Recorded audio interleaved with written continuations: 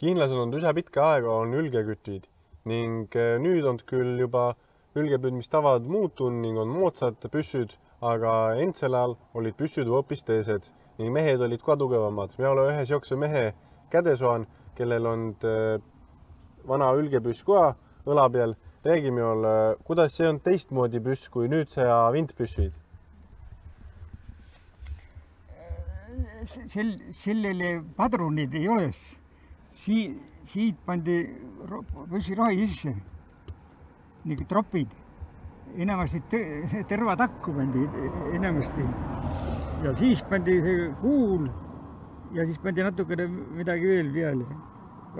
Veel tervatakuseks. Et siit nagu automaadist siis lasta ei saa, et ühe pauguga peab pihta saama ülgele? Jaa. Üks ainuke võimalus, jah. Kas igal mehel oli siuke püss või oli kamba peale üks? Ei, iga enamasti oli iga ühel ikka.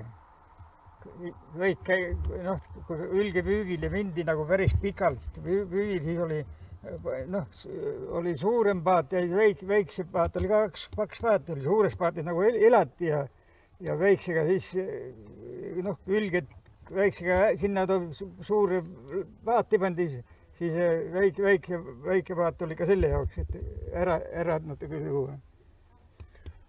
Ning kust jooksid püssa saadi? Kas tuodi mandrilt või tehti koha peal? Ei, neid on koha peal tehtud püssid.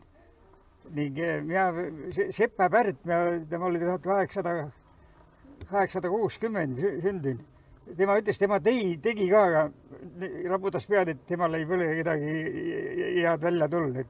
Siis oli tema, vintpüssid olid, Jaapani sõjast tulid mehed, nendel olid seal Jaapani püssid. See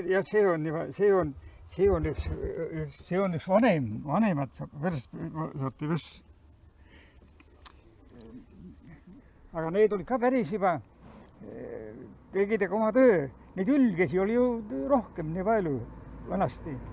Ja siis ma tean seda ka, kui meidel see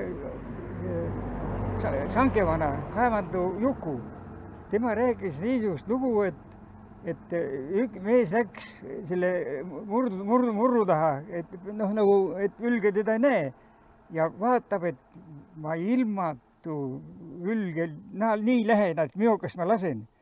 Ja siis tema vaatas, et kõige suuremad, läkis kõige suuremad ja ütles, et oleks tema paar minutit veel nagu valin, et selle prao, kus ülged väljas olid, selle lükkas kinni. Ja need ülged ei oleks, oleks tema pauku pannud, siis ülged oleks võib-olla sinna praegu oleks kinni läinud. See mees olnud nädal aega rääkimata, et et oleks terve karja ülged sealt kätte saanud. Võib-olla oli, võis juhus olla küll.